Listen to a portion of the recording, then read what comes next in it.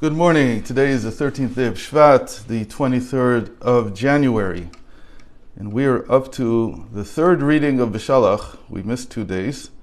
You can get the written version, which is always sort of a synopsis of what I say, but I try to expand on it on patreon.com/galenai. In the third reading of Beshalach is very unique. We'll see why in a second. It basically describes the parting of the Red Sea and the passing of the Israelites between its waters that turned into walls.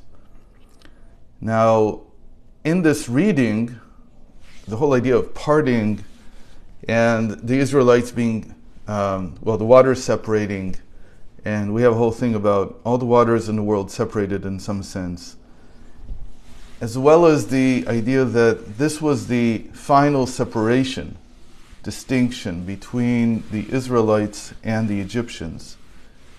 This all leads to a very interesting phenomenon in today's reading, which is that there are 3 verses, consecutive verses, that have exactly 72 letters. Now, this phenomenon is very rare. There's actually only one other time that this happens, and it is in the story of the kings of Edom that ruled before the kings of Israel. It's in Genesis 36, verses 32 through 34. There, each verse has 31 letters. I don't think that we discussed it when we went over that reading, but there's a lot to say about that, maybe some other time. Today we're going to focus on these 3 verses with 72 letters each. Now, because it's such a rare phenomenon and it right away sort of sticks out, of course, if you don't count letters and verses, then you wouldn't see it. But a lot of people do that, and that's the level of learning that they like to engage the Torah in. So when you discover this, so this naturally became, and this was discovered in very ancient times, this became a source for what is known as the name of 72. And a name in Torah doesn't necessarily mean God's name. What it means is that it's an aspect of godliness. It's something that sticks out in the Torah as a revelation of some function of the divine. And the name of 72 is usually associated either with separation, or, as it is in the Zohar, it's sometimes associated with bridges over separations. Meaning that it, like the word Mashiach, which is equal to 358, which is equal also to the serpent, Nachash, also 358. Here there's also a node and anti-node type of aspect of godliness associated with this name. So on the one hand, it's a name of separation. It's what causes the Red Sea to split, as it were. But it's also seen later on as the name of consciousness, of dat, of knowledge, the sphere of dat, which is called Gsharim, 72 bridges. So there's a lot to be said about exactly what this name means and exactly what we do with it. We're not going to get into that. We're going to look at one of the... first of all, let me just read the verses for you. We're talking about Exodus 14, verses 19, 20, and 21. And the short form of it, without reading all 3 verses in length, is the angel traveled... The angel that was before the Israelite encampment traveled behind them. And then the pillar of smoke that was behind them, that was in front of them, went also behind them. And they separated, because the Egyptians were following them, they created the separation between the Israelite encampment and the Egyptian encampment. And they couldn't come near to one another. And then Moses cast his hand on the sea, and God brought a wind the whole night, and it dried the sea out, and the waters were split. Now, the way that the name is formed, just technically, again, it doesn't really matter why is you take the first letter of the first verse, the last letter of the second verse, and the first letter of the first verse. That forms the first triplet of letters. In this case, it's Vav, Hey, Vav. And then you continue with this order. The second letter of the first verse is the second to last letter of the second verse, and the second letter of the third verse, and so on. Altogether, you'll get 72 triplets of letters. They're very interesting, these triplets. On the face of it, they're not supposed to mean anything, but some of them stick out as words. For instance, one of the words we see there almost right away is Elim or Olam, world or young man. The eighth word, the eighth triplet is Kaf Hey Taf, which is equal to Yahadut, to Judaism.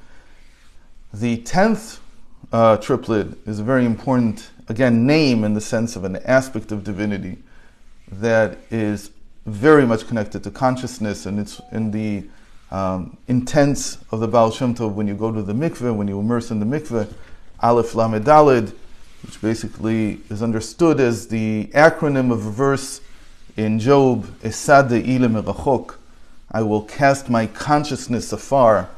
It's a verse that is associated with Abraham.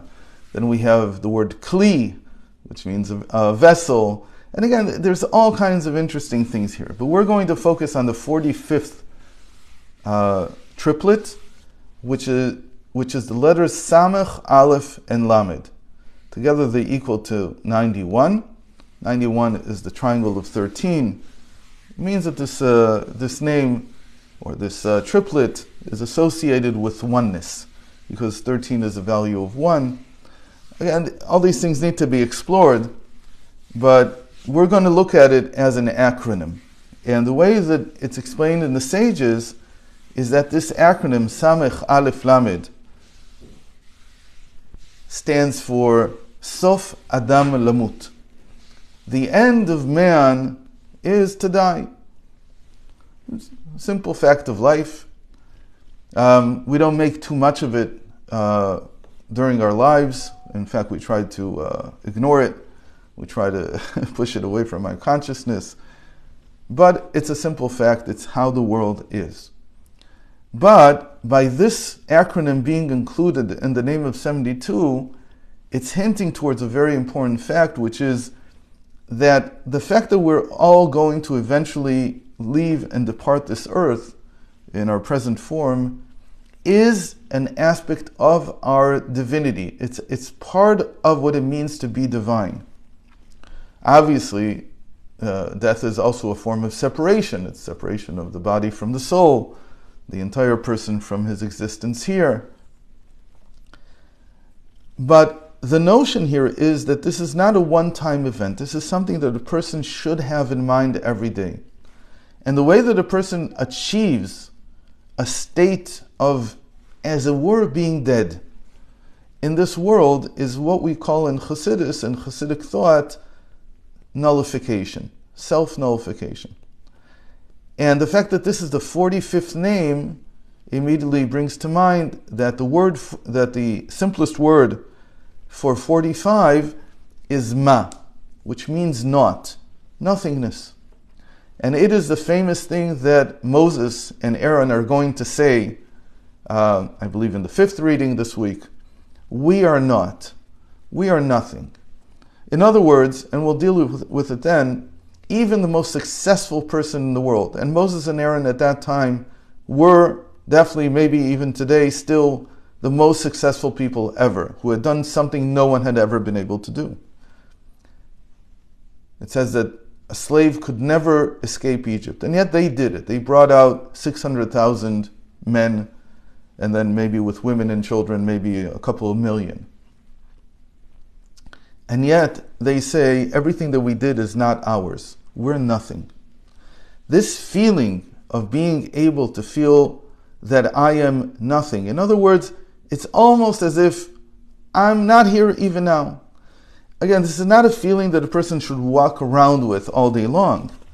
But we've talked many times about the idea that when we say the Shema, Shema Yisrael, Hashem Elokeinu, Hashem Echad, that should be part of the contemplation. But not just as something that will happen, but as if right now I'm not here. And in the morning classes, if you've listened to the series on sanctifying God, we discussed this in some depth, that this ability to see myself as if I'm not here even now is the source for many of the blessings that a person receives in life. It's not meant to remove us from life. It's actually meant to engage us even more strongly with life. And so there's a famous passage in the Talmud, in the tractate of Tamid, folio 32a, that Alexander the Great met the sages, and he asked them, I guess one of the ethical questions in his upbringing is, which was, what shall a man do in order not to die? And they replied to him, he shall kill himself. Figuratively, of course. Meaning that if you want to have life, especially a sense of eternal life, a sense of rejuvenation and renewal all the time, you have to also know how to take a step back.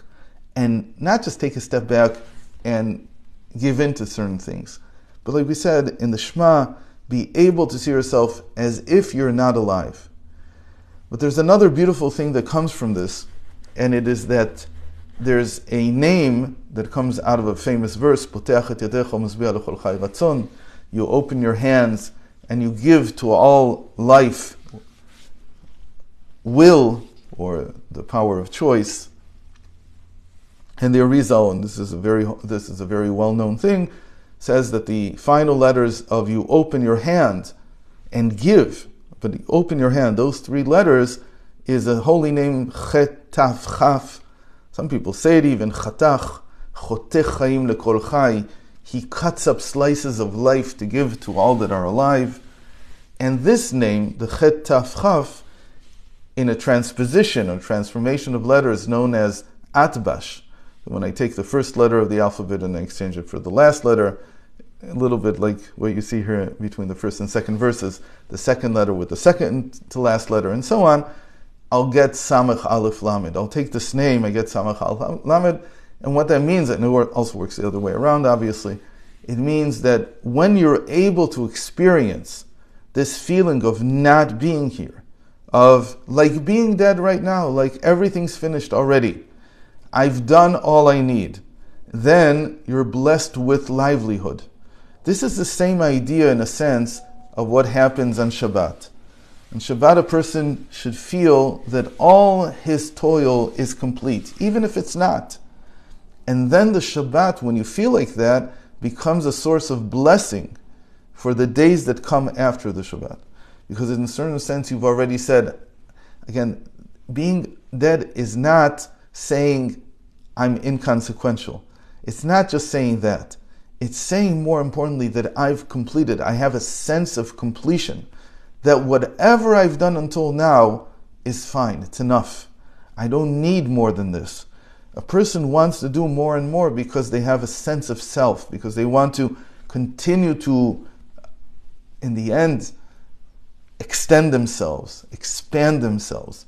And here it's like saying, everything is fine the way it is. I am content with what I have. That feeling of self-nullification as a feeling of content, as of having had enough life until now, is actually what gives birth to new life, to renewed life, to rejuvenation, and to new livelihood. Thanks for joining today, and I hope to see you tomorrow at the right time. I'll be after my arrival, God willing, in Israel, and should be back home already in time to give the class tomorrow.